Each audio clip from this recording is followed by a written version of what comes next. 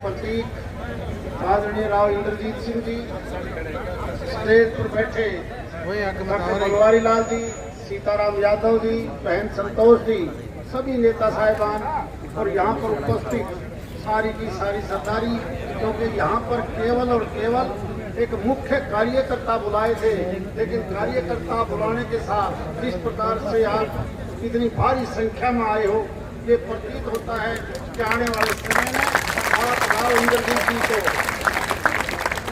किस प्रकार का नेता बनाना चाहते हो। जब कभी भी हरियाणा प्रदेश में भारतीय जनता पार्टी की सरकार आज से 10 साल पहले बनी, प्रदेश के कई चुनाव मैंने विधानसभाओं के देखे हैं। जब किसी भी पार्टी की सरकार बनती है तो वो केवल और केवल राव इंद्रजीत के कहने पर दक्षिणी हरियाणा की जो सारी सीटें आती हैं तभी वो सरकार बनती है। वो एक अलग बात है कि सरकार बनने के बाद कुछ चापलूस लोग इस सीट को कहीं और ले जाते हैं। ये आपने भी देखा, हमने भी देखा।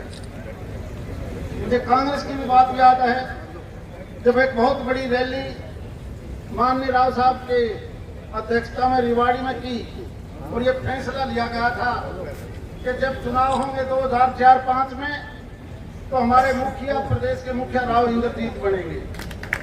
लेकिन हमारे में से कुछ एक आदमियों ने पीठ में छुरा घोंपकर वो सत्ता किसी और को दिलवा दी।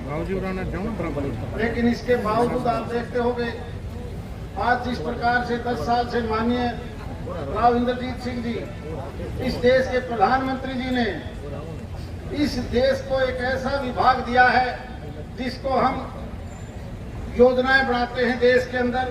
और योजनाएं क्या होती हैं कि देश में सड़कों का जाल कैसे बिछाना है, रेलवे को और ज्यादा मजबूती कैसे देनी है। ओम प्रकाश यादव जी का भी, हमारे जो पूर्व मंत्री हैं, उनका भी बहुत बहुत स्वागत। इस देश का मूलभूत ढांचा बदलकर इस देश को आगे कैसे बढ़ाना है, माननीय प्रधानमंत्री जी ने वो महकमा राव साहब को इसलिए दिया ताकि ये देश खोज के नाम पर भी, जहां चारों तरफ से केवल बजट था 1.5 लाख करोड़ का पिछली कांग्रेस की सरकारों में, आज इन्होंने 4.5 लाख करोड़ रुपए का बजट बढ़ाया ताकि देश सुरक्षित हो, अच्छे हथियार हो, अच्छी सड़कें हो। यही नहीं, देश के अंदर पानी आखिरी छोर तक पहुंचे, तालाबों को खोद के वाटर रिचार्ज हो। केवल हरियाणा प्रदेश में नहीं बल्कि सारे देश में ये किसी ने योजना बनाई तो राव इंद्रजीत ने बनाई और प्रधानमंत्री जी ने उसको लागू किया।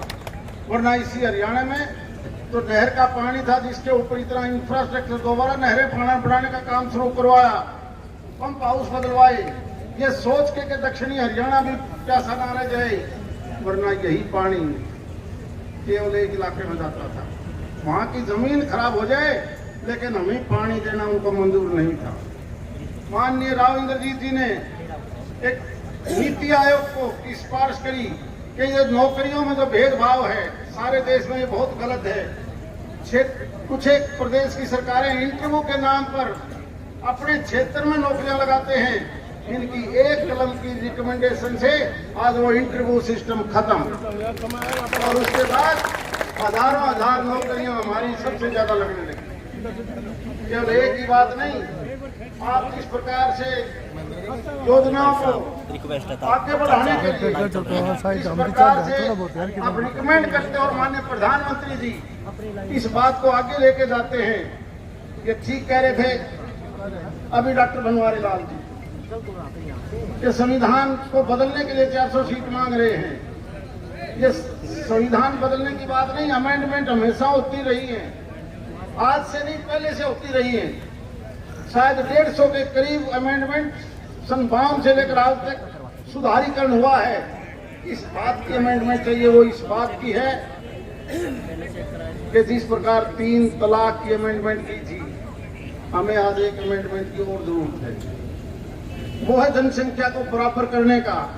एक धर्म में तो 4-4 शादियां और एक धर्म में एक शादी, ये अमेंडमेंट सबसे जरूरी है। उसके लिए 400 सीटों की बात होती है कि संविधान की जो असल चीज है उसकी तरफ लेके जाते हैं।